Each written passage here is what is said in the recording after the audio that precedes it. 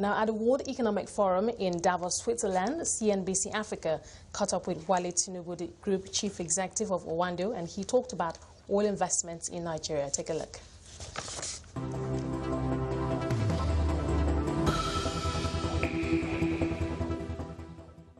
Well, to a certain extent, I think we've certainly bottomed out, but I don't expect a resounding increase in the oil price. I think that there is going to be quite a bit of volatility as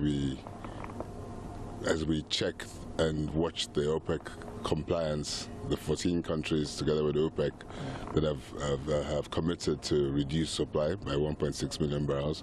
We need to ensure that the compliance is appropriate, and then also we need to also compare and see what will happen to the U.S. shale producers who may be encouraged by or will be encouraged by the increase in price to resume production. So I think I expect relative volatility in 2017. A bit of a two-edged coin there, but now the attack on oil production facilities last year, we saw them hit producers really hard. Just help us understand where we are now with the oil investment, particularly in Nigeria. Well, I think that it's good to note that the militancy, the attacks were onshore, not on our offshore production. Over 50% of our oil is produced on the offshore. Similarly, there have been concerted efforts by our government towards improving the security in the Niger Delta, as well as engaging with the community to ensure that we have a safer place to work. And it is proving positive because the number of attacks have substantially reduced, and we are resuming active production to ensure that we do achieve the levels that we enjoyed last year.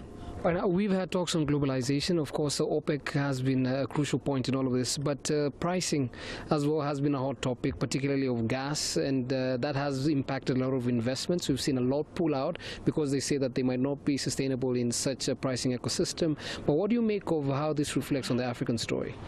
Well, I think it's important to note that first and foremost, oil is a commodity. Okay, there will be excess supply, and when there's excess supply, like we experience the prices drop, there will also be shortfalls, okay, which tend to be as a result of the fact that there's a high price, and when there's a high price, our costs become unreasonable.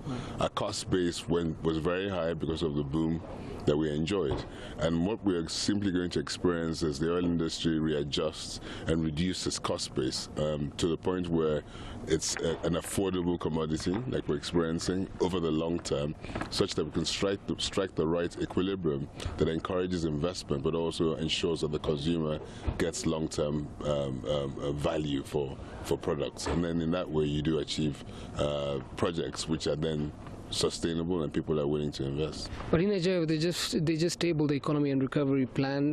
One of the biggest issues that has been called out is that the government did not approve the review of the gas price. What do you think would be the short to medium term implication of this? Well, primarily, we had a transition price which sought towards ensuring that the oil sector got an appropriate value for the gas. And it was supposed to be done over a 3-year period, and that 3-year period has expired. So market forces have taken over. The overall price of gas has reduced substantially, and indeed it's a good time to invest in domestic gas production for the local industry, particularly as we're facing foreign exchange shortfalls. It's a cheaper fuel, and it's available in Nigeria, and indeed you won't be spending scarce resources importing diesel fuel. So it's a good time for people to switch, and we are driving that gas conversion. So far, we've built extensive pipeline networks in Nigeria. We have over 150 industries taking gas from us.